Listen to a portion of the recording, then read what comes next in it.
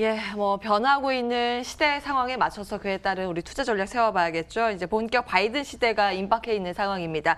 오늘은 특별히 서강대 김영익 교수와 함께 국내 증시에 대한 판단해 보도록 하겠습니다. 교수님 안녕하세요. 예, 안녕하십니까. 예, 오랜만에 뵙습니다. 예, 오랜만에 뵙습니다. 그동안 여러 가지 변수들이 시작해서 돌출 악재로 튀어나왔는데 뭐 그 가운데 하나가 대선이라는 불확실성이었거든요. 예, 이제 예. 먹구름은 거치는 단계이긴 하고 또 바이든 후보가 이제 당선 확실시 되고 있는 이제 윤곽이 그렇게 잡히고 있는데요. 이제 대선 불복에 대한 시나리오가 나오고 있거든요. 이런 여러 가지 변수가 아직 조금 남아 있는데 전반적인 판단은 어떻게 하고 계세요? 트럼프 대통령의 대선 불복을 이야기하고 있습니다만은 이거는 별로 증거가 없는 것 같습니다. 결국 승복하리라고 보고 있고요. 그래서 주식시장이 그렇게 반영한다고 보고 있습니다. 그런데 지금은 이제 이 대선 불확실성은 거의 해소됐다고 생각하시고요. 각종 경제 지표를 좀 보시는 게 좋을 것 같습니다. 그래서 미국 경제가 2분기에 연율로 33%나 성장했거든요. 근데 4분기에는 1% 안팎 성장이 그칠 거로 보고 있고요. 이제 성장세가 좀 둔화된다는 겁니다. 그리고 지난 한 주 보니까 나스닥이 9%, S&P 500 7%, 다우지수 6, 7% 올랐는데요. 이런 불확실성을 단기적으로 보면은 좀 많이 반영했지 않느냐, 저는 그런 생각을 하고 있습니다. 이제는 대선에 대한 불확실성이 거쳐갔다라고 보시네요. 이제 예. 불복에 대한 변수가 남아 있긴 한데 크게 주목할 만한 이슈는 아니라고 보셨고, 이제 본질적인 가치에 주목을 해야 된다라고 하셨으니까 가장 이제 먼저 반응되는 게 아마 외환 시장이지 않을까 싶거든요. 이 달러의 약세가 그동안 많이 가파르게 진행이 됐는데 이제 바이든 쪽이라 그러면은 달러의 약세가 더 가파르게 나올 것이다라는 분석이 우세한데 환율은 어떻게 보고 계세요? 큰 흐름 보면은 달러 가치 하락 추세가 장기적으로 지속될 것이다. 그래 보고 있습니다. 역사를 보면 달러 가치가 85년 9월 플라자 합의 때 한번 크게 떨어졌고요. 예. 2000년 IT 거품 때 한번 떨어졌습니다. 그리고 이번에 3차 하락세라고 지속되리라 보고 있고요. 저는 이게 한 4, 5년 동안 지속되리라 보고 있습니다. 플라자 합의나 IT 버블 이 당시의 사태라고 보시는 거예요, 지금 예. 달러의 움직임이? 예. 지금 예. 미국 경제 불균형이 워낙 심화되어 있거든요. 대부채 늘어나고 그다음에 재정 적자가 늘어나고 근데 바이든 행정부가 들어서면은 재정 적자가 더 늘어날 수밖에 없거든요. 예. 그렇다면은 이 불균형을 해소하기 위해서는 금리나 환율로 조정돼야 되는데 연준이 2022년까지 금리 안 올리겠다는 거 아닙니까? 평균 물가제 목표까지 도입하면서 그래서 금리로 조정할 수는 없고요. 달러 가치가 하락할 수밖에 없다. 그래서 이 큰 추세가 달러 가치 하락이고요. 그래서 상대적으로 원화 가치가 오를 수밖에 없죠. 그래서 저는 4, 5년 후에는 원달러 환율이 거의 900원 초반까지도 갈 수 있다. 예, 그렇게 1,000원 보고 있습니다. 깨지는 것도 보시는데 900원 초반대까지. 예, 이 900원 초반대 환율이 2007년에 있었던 그런 환율인데요. 예. 저는 달러 가치 떨어지고 원화 가치 상대적으로 상승하고 그다음에 달러 가치가 떨어지면 상대적으로 다른 통화가 오를 수밖에 없는데요. 예. 그 통화 중 하나가 중국 위안이라고 보고 있거든요. 위안 가치가 지속적으로 오르고 또 우리나라 원달러 환율, 우리 중국 수출 의존도가 워낙 크기 때문에요. 위안하고 원하고 거의 환율이 같은 방향으로 움직여요. 그래서 위안 강세되고 또 원화 강세될 것이다. 그리고 우리 경상수지 흑자가 줄어들고 있지만은 미국이 원하는 2% 이상 계속 그 수준 이상이거든요. 우리나라 경상수지 흑자가 올해도 GDP 대비 3.5%니까요. 이런 여러 가지 환율을 결정하는 요인을 볼 때 달러 가치 하락, 원화 가치 상승 이런 게 저는 4, 5년 동안 지속될 거라고 보고 있고요. 물론 중간중간 세계 경제에 어려운 일이 일시적으로 발생할 때는 달러 가치가 일시적으로 오르고 원화 가치 하락할 수가 있는데요. 그건 일시적인 현상이라는 겁니다. 큰 추세를 보면은 이제 달러 가치 하락, 원화 가치 상승이다. 그렇게 보시는 게 좀 좋을 것 같습니다. 예, 이게 환율이 계속해서 그러면 떨어진다고 하면 사실 수출 데이터에는 우호적이진 않지 않나요? 악재는 아닐까요? 예, 우리나라 환율이 달러에 대해서만 가치가 상승하고요. 예. 달러 가치가 떨어지고 유로, 웬, 그다음에 이안, 달러만 빼놓고는 거의 다 똑같이 강세거든요. 그러니까 우리가 아마 미국으로 수출하는 데는 조금 지장이 있을 거예요. 예, 미국 가게 입장에서 보면 달러 가치 떨어지고 우리나라 성분가가 비싸지니까요. 근데 위안이나 유로, 엔 거의 똑같이 강세라고 보고 있거든요. 그래서 예. 우리가 다른 데로 수출하는 데는 별 문제가 없을 것이다. 이렇게 보고 있고요. 그리고 환율이 떨어지면 상대적으로 제조업보다는 서비스업이 시차를 두고 한 1년 정도 시차를 두고 줬거든요. 그래서 예, 올해부터 좋죠. 지금 그쪽이. 환율이 계속 떨어지고 있으니까 뭐 코로나 내년에 어떤 식으로 전개되냐에 따라 다르지만은 아마 내년 여름 가면 코로나가 저는 많이 진정될 거라 보고 있습니다. 그래서 상대적으로 제조업보다는 내년에는 올해 서비스 경기가 서비스. 워낙 위축됐으니까 서비스업 경기가 더 좋을 것이다 그렇게 보고 있습니다. 내년 정도 되면 좀 예. 시차를 두고 우리가 예. 서비스업은 볼 필요가 있다라는 말씀이시고요. 그 환율의 영향으로 금융시장 쪽은 어떤 반응을 보이게 될까요? 우리 금융시장을 보면은 원화 가치가 상승했을 때, 즉 환율이 하락했을 때 주가도 같이 올랐거든요. 물론 인과관계를 보면은 주가가 환율에 더 영향을 줍니다. 주가 올랐을 때 환율도 떨어졌다 이런 의미도 계속 같은 방향으로 움직여요.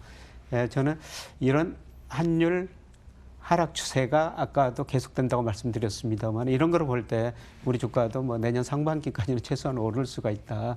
근데 이제 환율이 하락했을 때 원화 가치가 상승할 때 뭐 평균적으로 보면은 환율이 1% 하락했을 때 우리 주가가 한 1.7% 상승했었고요.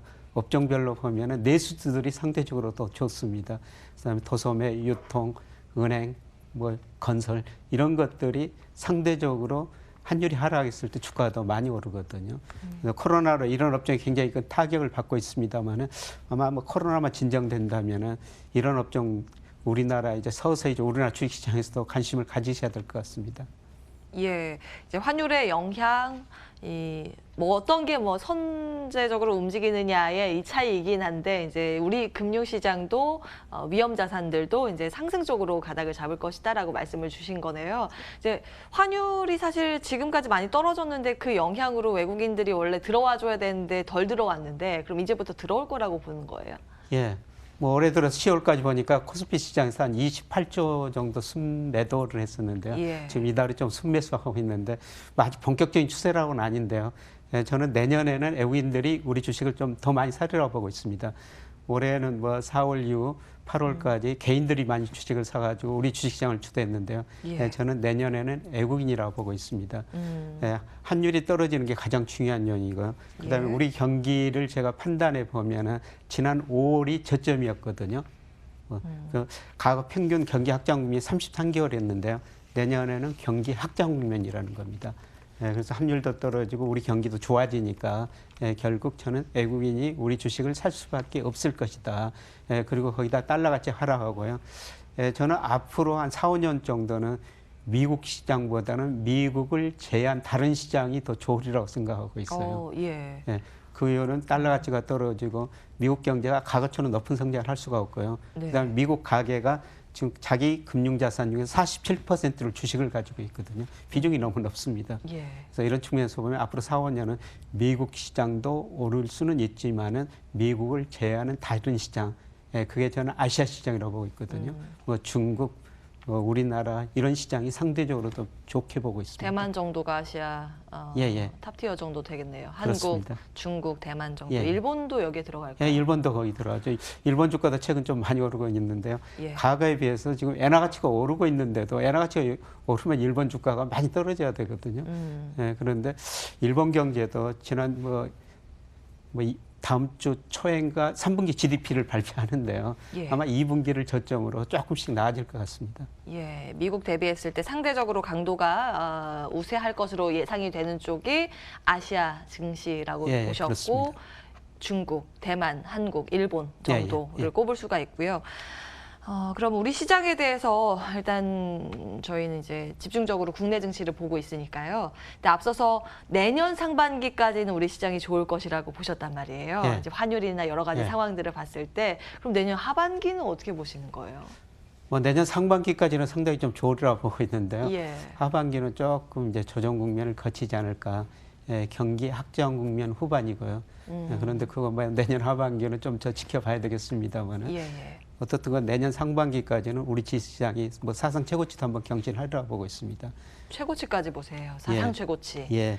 예. 그거는 앞서 말씀드린 것처럼 우리 경제가 지금 회복 국면에 서서히 접어들었고 물론 회복 속도는 과거처럼 빠르지는 않을 거예요. 그리고 달러 가치 떨어지고 원화 가치 강세되면서 외국인이 주식을 살 것이다. 그리고 우리 가계 금융자산 중에서 주식 비중이 지난 6월 말에 이제 18.3%인데요. 예, 그런데 작년 18.1%였거든요. 조금씩 올라가고 있어요. 예, 저는 그 비중이 조금 더 올라가리라고 보고 있거든요. 예. 왜냐하면은 지금 우리 다 은행에다 예금하면은 좀 저축성예금 금리 0.89%인데 코스피 배당 수익률이 2%가 좀 넘거든요. 예, 그래서 이런 거 은행 이자가 너무 낮기 때문에 주식에 대한 인식이 서서히 바꿔지리라고 보고 있습니다. 그러면 대응 전략을 어떻게 세워가면 좋을까요? 일단은 내년 상반기까지는 좋고 그 이후에는 조금 볼 필요가 있다라는 말씀이시고 당장 올해 뭐 11월, 12월 이때의 주식 비중이라든지 전반적인 전략들 점검을 뭐 해주신다면 당장 많이 오를 가능성은 뭐 지난주 지금 주초에도 오르고 있지 않습니까? 예. 예, 당장 많이 오를 가능성은 없는데요. 뭐 이런 좀 11월에는 왔다 갔다 좀 제자리 걸음을 할 수도 있는데 비중을 늘려가는 시기라고 보고 있습니다. 예, 그런데 내년을 보면은 예, 원화가치 상승 내수주가 어느 정도 회복될 것이다.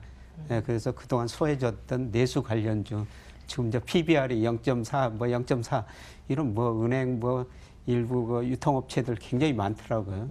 이런 업종에도 서서히 좀 관심을 가지고 예, 지금 11월은 비중을 늘려가는 시기라고 저는 그렇게 보고 있습니다. 예.